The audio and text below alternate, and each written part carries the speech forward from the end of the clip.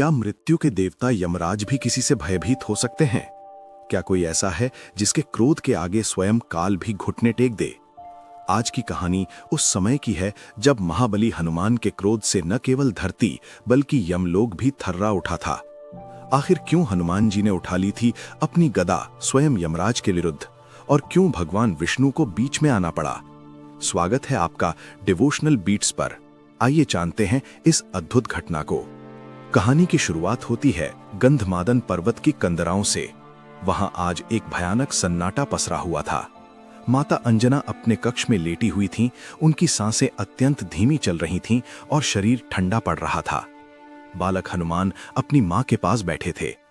उनका हृदय किसी अनहोनी की आशंका से कांप रहा था। हनुमान जी ने रोते हुए पुकारा, मां, आंखें खोलो मां। माता अंजना ने बड़ी कठिनाई से आंखें खोली। उनका स्वर किसी बुझते हुए दिए जैसा था। उन्होंने कहा, वत्स, मेरा समय आ गया है, अब मुझे जाना होगा।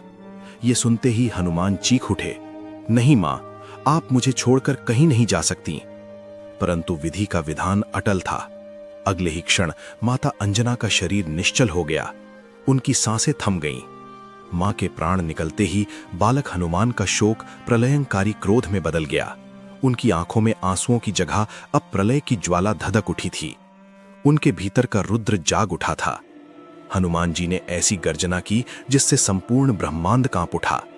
किसने साहस किया मेरी मां को मुझसे छीनने का? कौन है वो जो मेरी मां को ले गया? अब वो केवल एक बालक नहीं, वो महाकाल का रूप ले चुके थे। उन्होंने अंतरिक्ष की ओर देखा और कहा, यदि मेरी मां नहीं तो ये सृष्टि क्यों? आज या तो मेरी मां लौटेगी या इस ब्रह्मांड से काल का अंत होगा। और अगले ही पल पवन पुत्र ने ऐसी छलांग लगाई कि आकाश फट गया। उनकी गति प्रकाश से भी तीव्र थी। देवता उनके इस रूप को देखकर भयभीत हो गए और इधर उधर छुपने लगे। लेकिन हनुमान जी का लक्ष्य देवलोक नहीं, यमलोक था।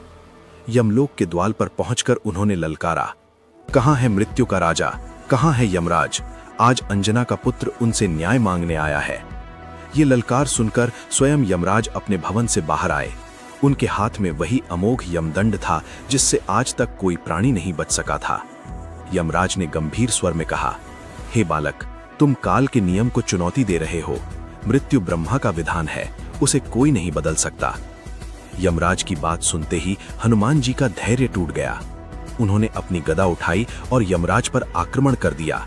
यमराज ने भी अपना शक्तिशाली यमदंड हनुमान जी पर चलाया। ब्रह्मांड ने अपनी सांसें रोक लीं। लेकिन ये क्या? जैसे ही वो यमदंड हनुमान जी के वज्र समान शरीर से टकराया, वो निष्प्रभ हो गया।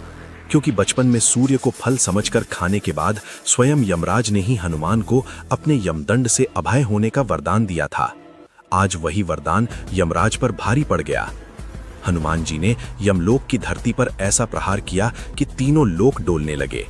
सृष्टि का संतुलन बिगड़ता देख परमपिता ब्रह्मा वहां प्रकट हुए और कहा, रुको हनुमान, तुम्हारा क्रोध सृष्टि के नियमों को भंग कर रहा है। हनुमान जी रोते हुए बोले, मुझे बस मेरी मां वापस चाहिए। जब स्थिति नियंत्रण से बाहर हो गई तब स्वयं भगवान विष्णु वहां प्रकट हुए। उन्होंने हनुमान जी की मातृभक्ति देखकर माता अंजना के प्राण वापस उन्हें सौंप दिए। जैसे ही वो दिव्य ज्योति माता अंजना के शरीर में गई, उनके मुख से पहला शब्द निकला, हनुमान। उस एक शब्द ने हनुमान जी के सारे क्रोध को शांत कर दिया। दोस्तों, हनुमान जी की भक्ति और शक्ति के आगे स्वयं मृत्यु को भी झुकना पड़ा। ये थी मां और बेटे के प्रेम की अद्भुत गाथा। लेकिन हनुमान जी का सामना सिर्फ यमराज से ही नहीं हुआ था। क्या आप जानते हैं, रामायण काल में एक ऐसा योद्धा था जो सामने वाले की आधी शक्ति खींच लेता था? बाली। जब बाली ने अहंकार में आकर हनुमान जी को ललकारा और उनकी शक्ति खींचने की कोशिश की तो हनुमान जी ने अपना ऐसा विकराल रूप दिखाया कि बाली थर थर कांपने लगा। आखिर क्या हुआ था उस दिन? जानने के लिए डिवोशनल बीट्स को अभी सब्सक्राइब करें और अगली वीडियो का इंतजार करें। जय श्री राम, जय हनुमान।